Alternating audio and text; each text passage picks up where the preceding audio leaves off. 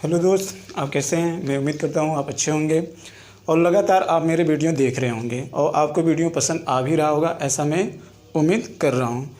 आज मैं दोस्तों जीएस के रूप में पहला एक वीडियो लेकर आया हूँ जो कि सारे विषयों से पढ़ने से पहले इस टॉपिक को पढ़ना आवश्यक है। ठीक है, क्योंकि ये एक पृष्ठभूमि तैयार करने वाला विषय है। ठीक है, कहने का तात्पर्य ये है कि अगर आप इतिहास पढ़ रहे हो या मनोविज्ञान पढ़ना चाहते हो या आप भूगोल पढ़ना चाहते हो तो सबसे पहले हमारे अंदर ये जिज्ञासा होती है कि आखिर इस पृथ्वी की उत्पत्ति हुई कैसे है।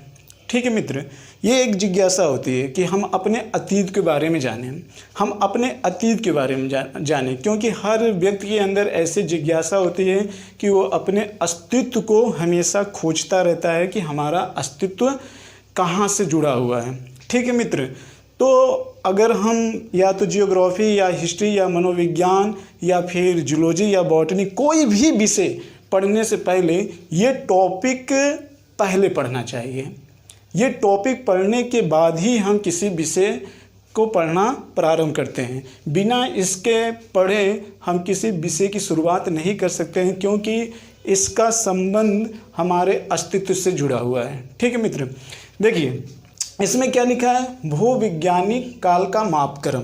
ठीक है मित्र, भूविज्ञानिक काल का मापक्रम यहाँ पे लिखा हुआ है। यानी कहने का मतलब ये है, भू माने पृथ्वी होती है, हमारी पृथ्वी का स्वरूप क्या जो आज जैसा इस समय वर्तमान में है, क्या ऐसा स्वरूप पहले भी था। एक प्रश्न आपके सामने है। ठीक है मित्र, और एक चीज़ मैं आपको बता देना चाहता हूँ कि हम अतीत को लेकर क्यों हमेशा अध्ययन करते हैं। तो मैंने इसके पहले मोटिवेशनल वाले वीडियो में बताया भी हूँ कि यदि आप अपना वर्तमान अच्छा करना चाहते हैं तो आप भूत में जाना पड़ेगा। क्यों? अगर आपको भविष्य अच्छा करना है तो वर्तमान को अच्छा करना पड़ेगा। बिना वर्तमान अच्छा किए भविष्य अच्छा नहीं हो सकता है और बिना भूत के जाने वर्तमान अच्छा नहीं हो सकता है। इसलिए प्रेजेंट में जो भी हम विषय अध्ययन करने जाते हैं तो पहले मुझे भूत का एक पृष्ठभूमि तैयार करना आवश्यक होता है मित्र। ठीक है, तो आइए हम समझते हैं, इस टॉपिक को डिटेल से चर्चा करते हैं। हाँ, एक चीज़ मैं आपको ये भी बताना चाहता हूँ। यहाँ पर आपको लगता होगा कि यहाँ से प्रश्न बहुत कम पूछे जाते हैं। हाँ मित्र, लेकिन प्रश्न यहाँ से अक्सर दिखाई देते हैं।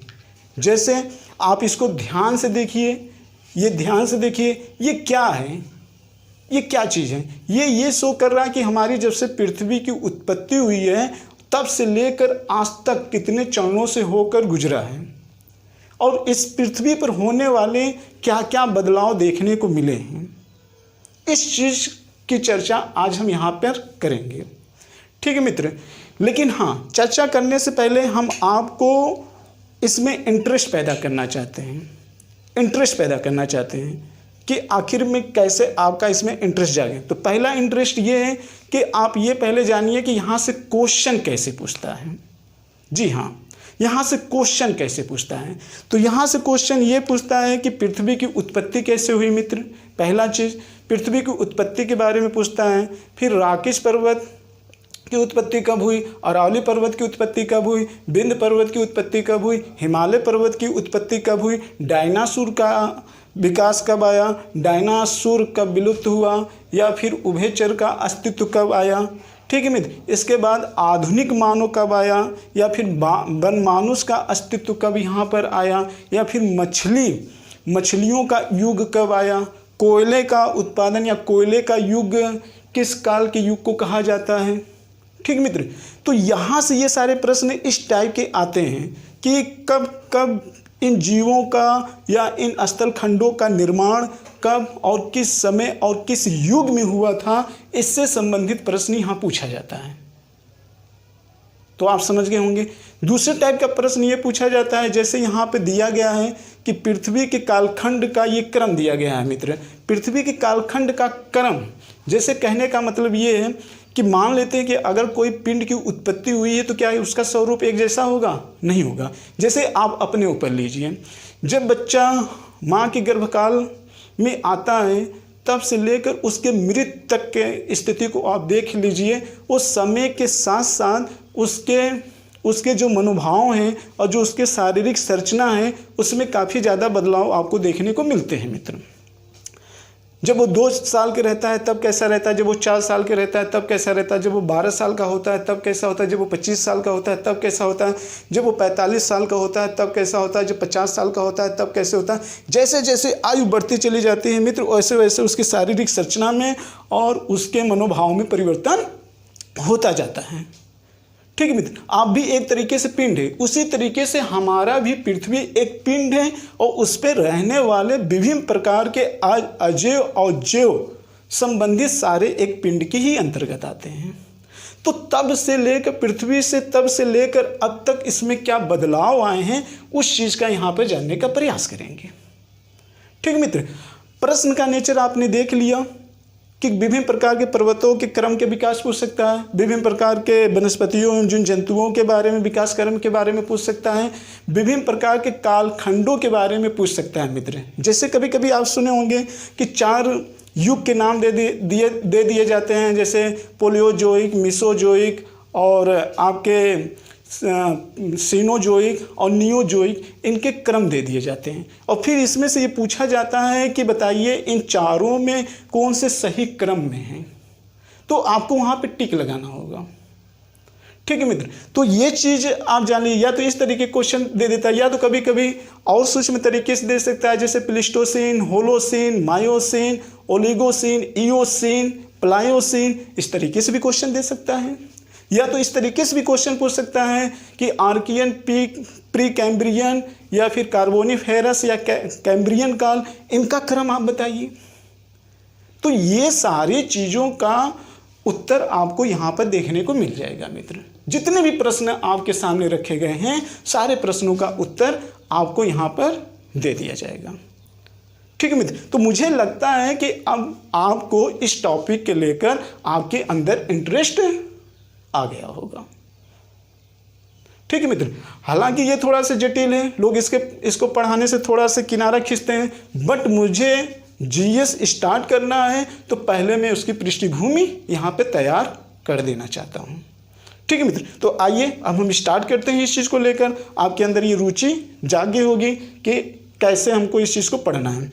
देखिए मित्र, पहले हम ये जानते हैं कि पृथ्वी का अस्तित्व आया कैसे, पृथ्वी की उत्पत्ति हुई कब। तो विभिन्न लोगों का इसमें विभिन्न प्रकार के मत होता है मित्र, विभिन्न प्रकार के लोगों का अपना अपना मत होता है।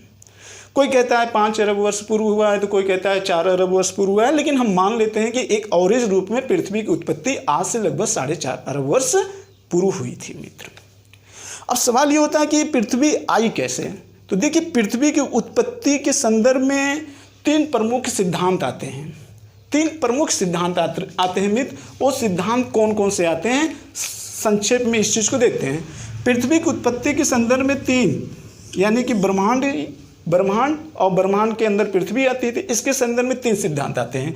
एक सिद्धांत जो आता है मित्र वो अद्वैतवाद सिद्धांत आता है, अद्वैतवाद का सिद्धांत आता है, और एक आता है जो वो द्वैतवाद का सिद्धांत आता है, और एक जो आता है मित्र वो आधुनिक सिद्धांत आता है। जी हाँ, इन 3 सिद्धांतों के द्वारा ये बताया गया है कि आखिर में पृथ्वी की उत्पत्ति हुई कैसे है।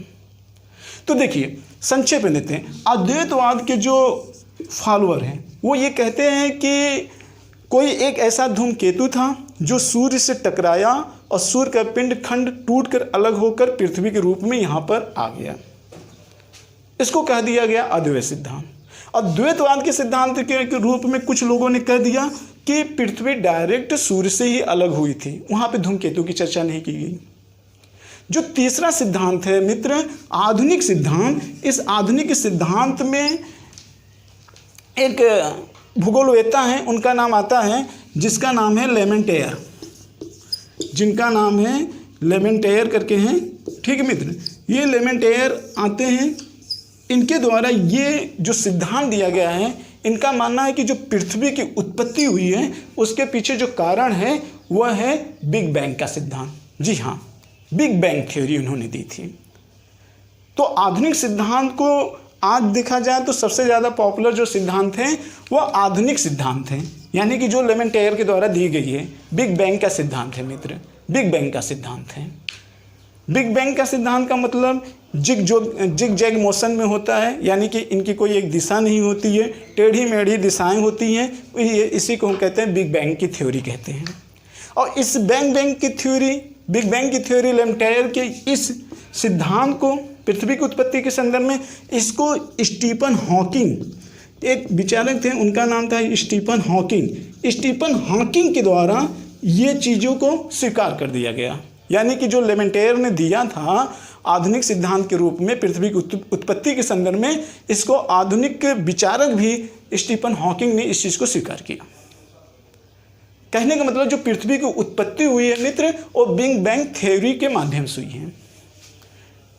ठीक मित्र, तो हम यहाँ पे ध्यान रखिएगा, यहाँ पे हम पृथ्वी की उत्पत्ति के संदर्भ में चर्चा कर रहे हैं। यहाँ हम आपको ब्रह्मांड नहीं पढ़ाने वाले हैं, वो भूगोल का सब्जेक्ट है।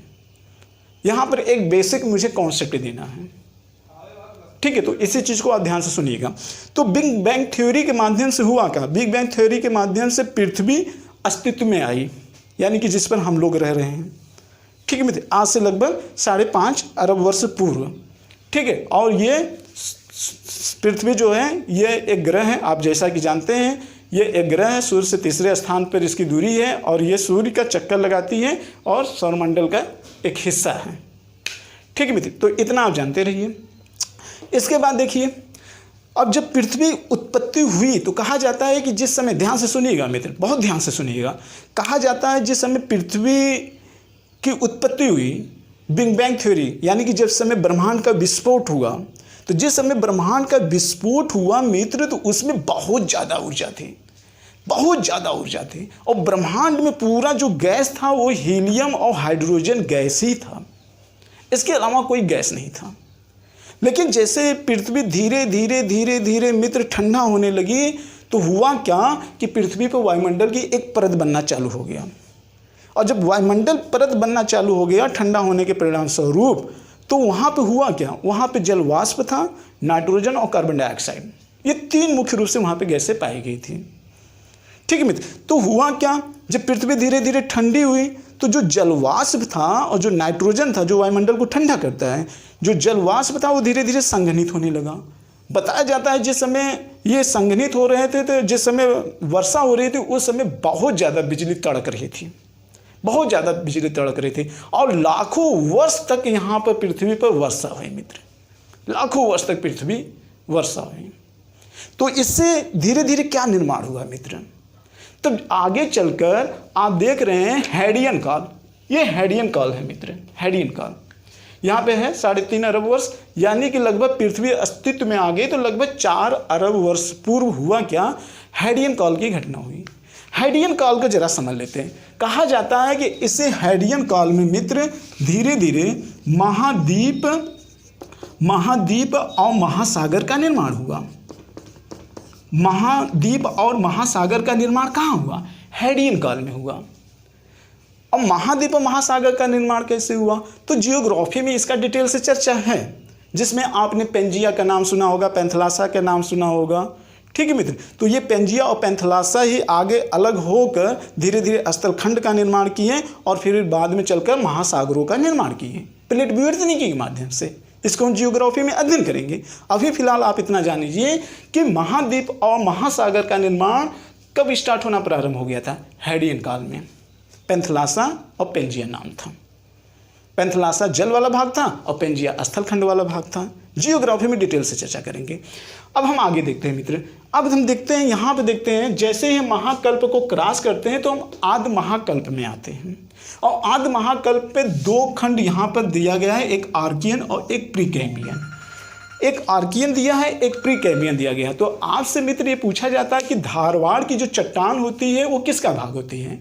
आर्कियन की होती है कि प्रीकैम्ब्रियन की होती है कि कैम्ब्रियन की होती है? तो आपको ये बताना होगा मित्र कि जो ये आर्कियन होती है, इस आर्कियन के ही समय धारवाड़ की चट्टान का विकास हुआ था। धारवाड़ की चट्टान का विकास हुआ था मित्र, धारवाड़ की चट्टान का विकास। और ये भारत में सबसे ज़्यादा कहाँ, किस प्रांत में पाया जाता है? ये कर्नाटक वाले क्षेत्र में पाया जाता है। धारवाड़ की प्रकार की चट्टान जो पाई जाती है कर्नाटक वाले क्षेत्र में पाई जाती है। और मैं आपको ये बता दूं कि ये सबसे प्राचीन चट्टान के रूप में जानी जाती है, धारवाड़ की चट्टान, ठीक है मित्र। तो यहाँ तक आपको समझ में आ गया होगा। अगला जो हम देखते हैं प्री कैम्ब्रियन काल। तो ये जो प्री कैम्ब्रियन काल है मित्र, तो आप जान लीजिए अरावली पर्वत का निर्माण कभी कभी पूछता है कि अरावली पर्वत का निर्माण कब हुआ था। प्री कैम्ब्रियन काल में हुआ था कि कार्बोनिफेरस में हुआ था कि कैम्ब्रियन काल में हुआ था। तो आप जान लीजिए कि इसी प्री कैम्ब्रियन काल में अरावली पर्वत का निर्माण हुआ था मित्र। अरावली पर्वत का जो निर्माण हुआ था, अरावली पर्वत का जो निर्माण, अरावली पर्वत नाम तो सुने होंगे। हाँ, यही जो भारत में आपके अरावली पर्वत हैं, जो एक समांतर पर्वत है, जिसके कारण राजस्थान में बताया जाता है कुछ भूगोलवेत्ता के कारण कि राजस्थान में वर्षा न होना अरावली पर्वत का एक प्रमुख कारण है। और आज इस अरावली पर्वत को हम एक अवशिष्ट पर्वत के नाम से भी जानते हैं। और कहा जाता है कि जब इस समय प्री कैम्ब्रियन काल में जिस समय अरावली पर्वत का निर्माण हुआ था मित्र, इसकी ऊंचाई हिमालय पर्वत से भी ज़्यादा थी अपने युवावस्था में।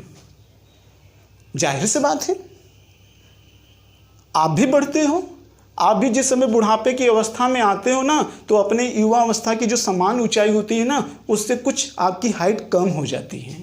तो क्या इसकी हाइट कम नहीं होगी? इसका अपक्षय अप्रदन नहीं होगा? इसका भी होता है, आपका भी अपक्षय अप्रदन होता है, जिसके कारण आपकी हाइट कम हो जाती है। ठीक है मित्र। तो अगर आपसे कोई पूछे कि अरावली पर्वत का निर्माण कब हुआ था, तो प्री कैम्ब्रियन काल में हुआ था, जो इस समय अवशिष्ट पर्वत के रूप में भारत में स्थित है, जिसकी हाइट लगभग मान लेते हैं औसतन लगभग 1000 मीटर के आसपास है। ठीक है मित्र, आगे चलते हैं। देखिए मित्र, ये पूछा जाता है, अब हम आते हैं पोलियोजिक। महाकल्प हो गया, आद्य महाकल्प, और इसका क्रम सीक्वेंस है मित्र, ध्यान रखना, सीक्वेंस आप सबका याद कर लीजिएगा, क्योंकि यहाँ सीक्वेंस मिलाने के लिए प्रश्न पूछा जाता है। तो यहाँ पर है आद्य महाकाल, यहाँ पे देखिए मित्र पोलियोजोइक। आद्य महाकाल हो गया, आर्कियन हो गया, प्री कैम्ब्रियन हो गया। पोलियोजोइक में आप देखिए इसमें है कैम्ब्रियन। तो आपसे ये भी क्वेश्चन पूछता है कि बताइए विंध्य पर्वत का निर्माण क्या हुआ। हाँ मित्र, विंध्य पर्वत का आपने नाम तो सुना होगा। वही विंध्य पर्वत जो उत्तर भारत और दक्षिण भारत को अलग करती है मित्र, विंध्य पर्वत, इसको भ्रंश पर्वत भी बोला जाता है। तो इस विंध्य पर्वत या विंध्याचल पर्वत, इसका निर्माण कब हुआ था? तो इसका निर्माण मित्र कैम्ब्रियन काल में, ध्यान रखना, कैम्ब्रियन काल में यहीं पर विंध्य पर्वत का निर्माण हुआ था, यहीं पर विंध्य पर्वत का निर्माण हुआ था। ठीक मित्र, तो सबसे पहले किस पर्वत का निर्माण हुआ था? अरावली पर्वत का निर्माण हुआ था। तो अब इसके आगे चलते हैं। देखिए मित्र, जो ये ऑर्डोविशियन है, ऑर्डोविशियन, इस ऑर्डोविशियन के बारे में एक पॉइंट हम समझ लेते हैं। ऑर्डोविशियन क्या है? हाँ, एक चीज़ तो आपको लगता होगा यहाँ पर कि ये नामकरण बड़ा टफ है। Precambrian, Cambrian, Carboniferous, Paleozoic, Cenozoic, Mesozoic, ये सारे नामकरण आपको बड़ा टफ लग रहे हैं। देखिए मित्र, है क्या कि ये जो नामकरण रखे गए हैं, ये किसी देश के शहर के नाम के आधार पर रखे गए हैं, किसी देश के भाषा के नाम पर रखे गए हैं, किसी पर्वत के नाम पर रखे गए हैं। जैसे आप देखिए ऑर्डोविशियन, ऑर्डोविशियन यूनाइटेड किंगडम का एक शहर है, उसी के नाम पर इसका नाम पड़ गया है ऑर्डोविशियन। जैसे जुरेसिक, जुरेसिक यूरोप में एक जुरा पर्वत है, उसके आधार पर इसका नाम पड़ गया है जुरेसिक। पार्मेनियन आप देखेंगे पोलियोजोइक में है ना मित्र, यहाँ पे देखिए पार्मेनियन, पार्मेनियन एक रूस का शहर है, उसके आधार पर यहाँ पर पार्मेनियन पड़ गया है। ठीक मित्र, इसके अलावा क्रिस्टेशियस, ट्रियोसिक, क्रिस्टेशियस लिखा है, क्रिस्टेशियस किसके नाम पे पड़ गया है? तो क्रिस्टेशियस स्विट्जरलैंड के आधार पर इसका नाम पड़ गया है क्रिस्टेशियस। फिर इसके बाद जितने भी आप देखते हैं सीनोजोइक में इयोसीन, ओलिगोसीन, मायोसीन, ये सारी जर्मन भाषा हैं, सारी जर्मन भाषा हैं। हाँ, क्रिस्टेशियस जो है ये मित्र लैटिन भाषा है। क्रिस्टेशियन ये लैटिन भाषा के आधार पर पड़ा हुआ है, लैटिन भाषा, और ये जो है सारी जर्मन भाषा के आधार पर पड़े हुए हैं।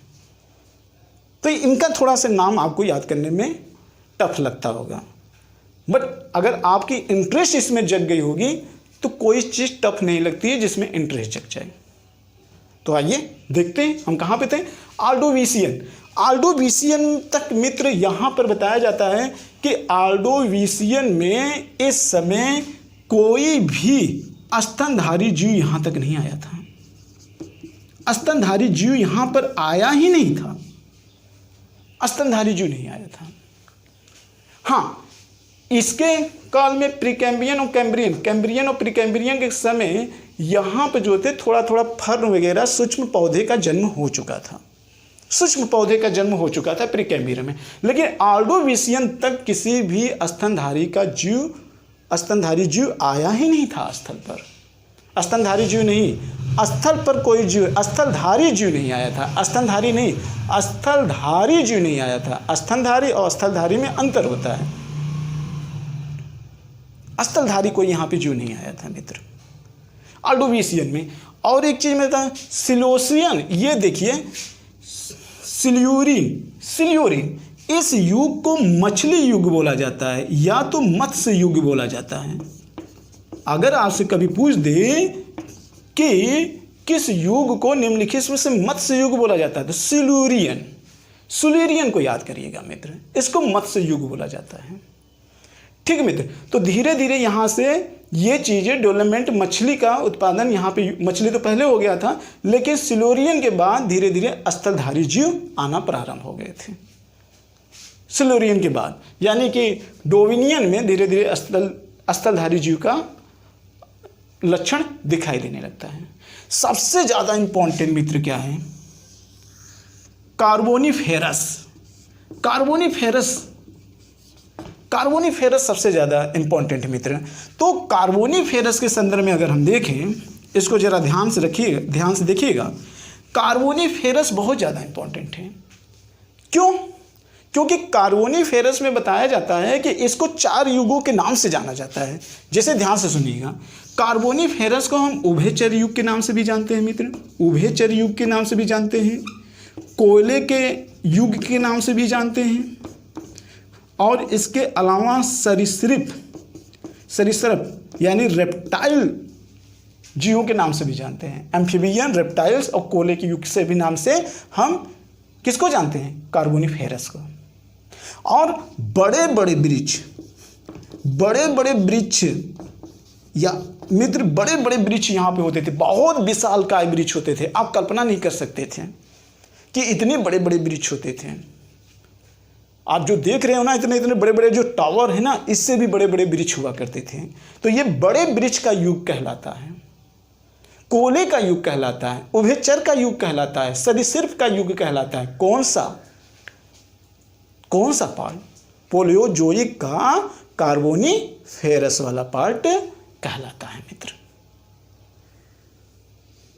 ठीक है, इसके अलावा पर्मेनियन में एक विशेषता दिखाई देती है मित्र कि पर्मेनियन में ब्लाक पर्वत आया था। हाँ मित्र, वही ब्लाक पर्वत जो जर्मनी में है, ब्लाक पर्वत। तो ब्लाक पर्वत पर्मेनियन काल में आया था, ये जानते रहिएगा। ठीक है मित्र, तो एक एक की विशेषता के बारे में आपको थोड़ा बहुत जानकारी पता होनी चाहिए। अगर आप इतना पढ़ लेंगे तो इससे एक भी क्वेश्चन बाहर नहीं जाएगा, जहां तक मैं समझता हूं। ठीक है मित्र, अब आते हैं नेक्स्ट देते हैं। देखिए, पोलियोजोइक के बाद अगला युग कौन सा आएगा मित्र? पोलियोजोइक के बाद कौन सा युग है? मेसोजोइक। मेसोजोइक का नाम भी सुना होगा आप। मेसोजोइक में इसी जुरासिक काल में, ट्रियासिक में नहीं, जुरासिक काल में यहाँ पे डायनासोर का अस्तित्व हो जाता है। डायनासोर, अब मित्र ध्यान दीजिए, डायनासोर के बारे में तो आपने सुना होगा, डायनासोर के बारे में तो आपने सुना होगा। बहुत विशालकाय ये जंतु हुआ करता था, बहुत विशालकाय डायनासोर। तो क्वेश्चन कैसे पूछेगा? या तो ये 4 ऑप्शन दे देगा, या तो डायरेक्ट इसमें से पूछ देगा पोलियोजोइक, मेसोजोइक, सीनोजोइक, नियोजोइक में डायनासोर किस में था? तो मेसोजोइक में था। या तो आपको जुरासिक दे देगा, ठीक है मित्र, इसके बाद ट्रियासिक दे देगा, या फिर पोलियोसिन दे देगा, फिर पूछेगा कि डायनासोर किस में था। तो मेसोजोइक के दूसरे पार्ट जुरासिक वाले में था।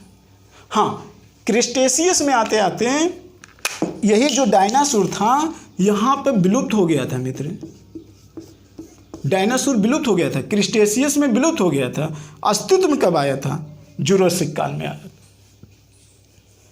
यानी कि देख सकते हैं मित्र, ये 24 और 59 करोड़ के बीच का वर्ष था। आज से 24 करोड़ वर्ष पूर्व डायनासोर का अस्तित्व था।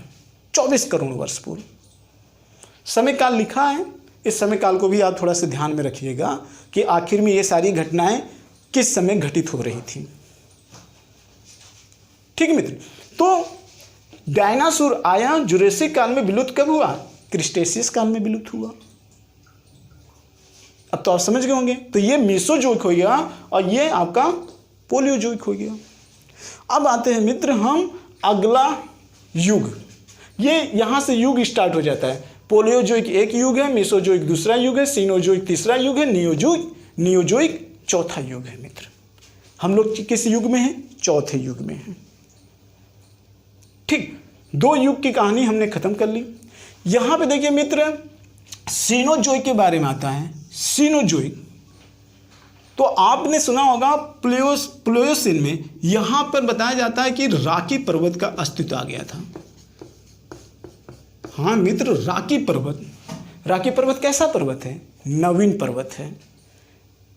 ठीक है मित्र, नवीन पर्वत भी इसको कहा जाता है, राकी पर्वत को।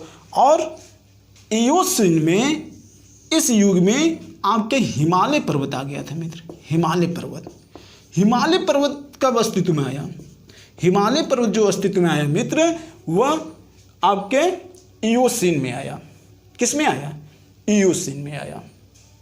सीनोजोइक के इयोसिन में। और पैलियोसिन में राकी पर्वत आया। क्लियर मित्र? तो कभी कभी पर्वत की श्रेणी में दे दिखता है कि वहाँ पे दे देगा अरावली पर्वत, विंध्य पर्वत और ब्लैक पर्वत, राकी पर्वत, हिमालय पर्वत। फिर इसका सीक्वेंस देगा कि आप इसके सही सीक्वेंस बताइए। तो सीक्वेंस यही होगा, सबसे पहले अरावली पर्वत, उसके बाद विंध्य पर्वत, उसके पास ब्लैक पर्वत के बाद आप देखेंगे फिर राकी पर्वत, और राकी पर्वत के बाद आप हिमालय पर्वत को देखा। ठीक मित्र, अब हम जब आगे बढ़ते हैं और कोयला, उभयचर, रेप्टाइल्स, ये सारे जीव कार्बोनिफेरस के युग में था। मछली का युग सिल्यूरियन युग में था। अभी आपने देखा किस युग में कौन कौन है। तो आप पर्वत तो पढ़ते हो ना, तो युग भी याद कर लेना। एक चीज से दूसरी चीज जोड़ेंगे तो याद करने में आसानी हो जाएगी मित्र। कॉन्सेप्ट क्लियर करिए अपना। क्लियर? फिर जैसे जैसे हम आगे बढ़ते हैं मित्र, तो यहां से जो ओलिगोसिन टाइप का होता है मित्र, ध्यान से सुनिएगा, ओलिगोसाइन यानी कि लगभग हम आ जाते हैं 20 लाख वर्ष तक हम आ जाते हैं, 25-30 लाख। यहाँ पर मानव वनमानुष के रूप में दिखने लगा। यानी जो भी पशु थे यहाँ पर ये कोशिकी बहुकोशिकी स्तनधारी जीवों का विकास हो चुका था, तमाम पशु आने लगे। तो उसमें जो हमारे जो पूर्वज होमो सैपियंस के थे, उनके पूर्वज एक वनमानुष यानी जिनकी शक्ल मनुष्य की तरह मिलती थी, वो यहाँ पर चिंपांजी वगैरह ओलिगोसिन में आ गए थे मित्र। इनका अस्तित्व आया किसमें? सीनोजोइक में आया। और सीनोजोइक में कब आया? ओलिगोसिन के से प्रारंभ हो जाता है।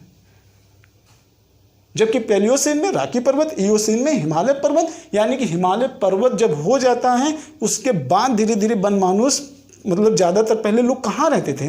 वृक्षों पर रहते थे। स्थल खंड पर बहुत ज़्यादा नहीं लोग रहते थे, वृक्षों पर ज़्यादातर भ्रमण करते थे। जो हमारे मनुष्य थे, ज़्यादातर मनुष्य वृक्षों पर रहते थे। आम जानवर की बात नहीं कर रहा हूँ। जैसे हमारे पूर्वज कौन होते थे? बंदर से वनमानुष का अस्तित्व हुआ था। तो जब ये वनमानुष के रूप में आए तो ये स्थल खंड में आना प्रारंभ हुए। इसके बाद देखते हैं मित्र, अगला आता है नियोजिन, चौथा। तो नियोजोइक में 2 भाग हैं, एक प्लीस्टोसीन है और एक होलोसीन है। तो आज से होलोसीन यानी कि यहीं पर मित्र आधुनिक मानव का जन्म होता है। यहां पे थोड़ा सा मिटा देता हूं मित्र। यहां पे देखिए आधुनिक मानव का अस्तित्व आता है। आधुनिक मानव, अगर आपसे पूछे कि आधुनिक मानव कब आता है, प्लीस्टोसीन में आता है, इयोसिन में आता है, मायोसिन में आता है, प्लायोसिन में आता है कि पैलियोसिन में आता है, किस में आता है? होलोसिन में आधुनिक मानव का जन्म होता है। आप कहेंगे कि आधुनिक मानव तो इस समय है, आप बता रहे हैं कि होलोसिन यानी कि 10,000 वर्ष पूर्व। मैं कह रहा हूं मित्र 10,000 वर्ष पूर्व आधुनिक मानव का जन्म हो गया था। लेकिन आपकी नज़र में क्या है? आधुनिक मानव इस समय कहलाएंगे। दोनों बात सही है, दोनों बात सही है। अगर हम प्राचीन इतिहास से उठा के देखें तो आज तार्किक, अगर हम बौद्धिकता के लेवल के आधार पर देखें, बौद्धिकता के लेवल और मैच्योरिटी के आधार पर देखें, एक वैज्ञानिक अप्रोच के आधार पर देखें, तो आज का मानव आधुनिक मानव होगा। लेकिन सभ्यता की नींव की बात करें मित्र, कि सभ्यता की नींव कब पड़ी या तो संस्कृति की नींव कब पड़ी, यानी कि जो आदि मानव हुआ करते थे वो समूह में कब आए, तो उस समूह में होलोसिन से प्रारंभ करना चालू कर दिए मित्र। होलोसिन से, जब ये होलोसिन के रूप में आए तभी इनको उस समय आधुनिक मानव कहा गया, समूह के रूप में। लेकिन बौद्धिकता के रूप में देखेंगे, तार्किक विश्लेषण के रूप में देखेंगे तो हम आधुनिक मानव के रूप में इस समय जाने जाएंगे। इसका मतलब इसके पहले भी तो बहुत वन मानुष और मनुष्य रहते थे आदि मानव के रूप में। लेकिन आपने सुना होगा पाषाण काल, पाषाण काल का नाम तो सुना होगा। 2.5 करोड़ वर्ष पूर्व ही आदि मानव अपना जीवन प्रारंभ कर दिए थे वन मानुष के रूप में। लेकिन कई वर्ष करोड़ के बाद वो एक समूह में रहना चालू किए, अपनी एक जगह रुक कर अपना घर और निवास बनाना चालू किए। तब इतिहासकारों ने उस संदर्भ में वहाँ पर आधुनिक मानव कर दिया गया। इतिहासकार के संदर्भ में, भौगोलिक के संदर्भ में आप कह सकते हैं, या इतिहासकार के भी संदर्भ में कह सकते हैं कि आधुनिक मानव वहाँ कहलाया गया। लेकिन वैज्ञानिक अप्रोच यानी वैज्ञानिक ऐतिहासिकरण के आधार पर देखेंगे तो आज हम आधुनिक मानव हैं। ठीक है मित्र, तो अब इन सारी वीडियो को आपने ध्यान से सुना होगा, सुनने के बाद आपने इसका विश्लेषण भी किया होगा, चीज़ें आपको आसानी से समझ में आ भी गई होंगी। तो आपने क्या क्या सुना, मैं एक बार और सस्य निगाह से 10 मिनट इस पर चर्चा कर लेते हैं। पहला, हम पढ़ क्या रहे हैं? हम पढ़ रहे हैं भूगर्भिक काल।